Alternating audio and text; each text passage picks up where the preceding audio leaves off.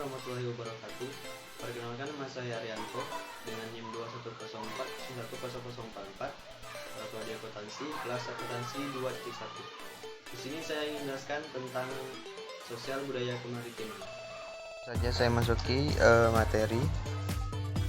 Pertama, kemaritiman Indonesia.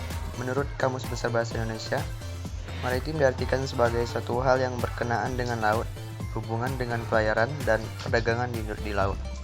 Dalam bahasa Inggris, menunjukkan satu sifat atau kualitas yang menyatakan penguasaan terhadap laut adalah sea power. Indonesia disebut negara maritim dengan wilayah perairan di Indonesia lebih luas dari daratannya. Indonesia memiliki sekitar 17.459 pulau, bergaris pantai sepanjang 81.000 km, terpanjang kedua setelah Kanada. Selanjutnya, tugas dan fungsi Kementerian Koordinator Bidang Kemaritiman dan Investasi. Yang pertama, menyelenggarakan koordinasi. Yang kedua, menyelenggarakan sinkronasi. Yang ketiga, pengendalian urusan kementerian dalam penyelenggaraan dan pemerintahan di bidang kemaritiman dan investasi.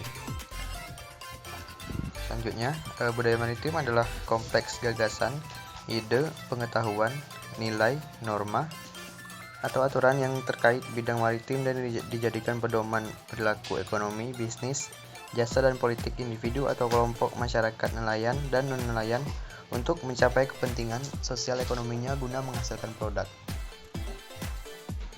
Selanjutnya, fungsi budaya maritim. Dalam bidang sosial, maritim mempunyai fungsi sebagai media pemersatu yang menumbuhkan dan mempererat ikatan batin sebagai satu bangsa antara penduduk pulau yang satu dengan yang lainnya. Selanjutnya, ada karakteristik masyarakat pesisir. Karakteristik sosial ekonomi masyarakat pesisir yaitu bahwa sebagian besar pada umumnya masyarakat pesisir bermata pencarian di sektor kelautan seperti nelayan, pembudidaya ikan, penambangan pasir, dan transportasi laut. Yang selanjutnya, ekonomi maritim. Secara sederhana, ekonomi maritim adalah seluruh kegiatan ekonomi di pesisir laut dan wilayah sekitar laut. Beberapa kegiatan ekonomi maritim adalah mencangkup transportasi laut, industri galangan kapal dan perawatannya, pembangunan dan pengoperasian pelabuhan beserta industri dan jasa terkait. Selanjutnya, perbedaan ekonomi kelautan dan ekonomi maritim. Ekonomi maritim bertujuan untuk membangun daya saing bangsa, mengembangkan usaha galangan kapal dan meningkatkan muatan armada kapal. Sedangkan tujuan dari ekonomi kelautan adalah untuk membangun wilayah atau daerah di sekitar laut. Selanjutnya, contoh kegiatan ekonomi maritim. Yang pertama, menyediakan jasa penyeberangan kapal antar pulau maupun antar negara. Yang kedua, industri pembuatan kapal laut. Yang ketiga, industri reparasi kapal.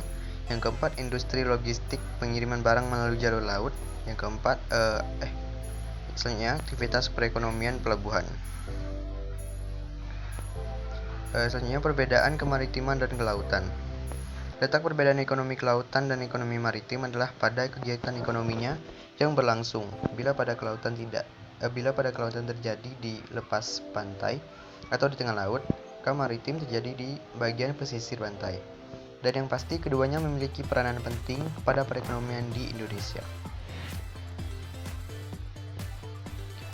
Baik, mungkin hanya itu yang dapat saya sampaikan.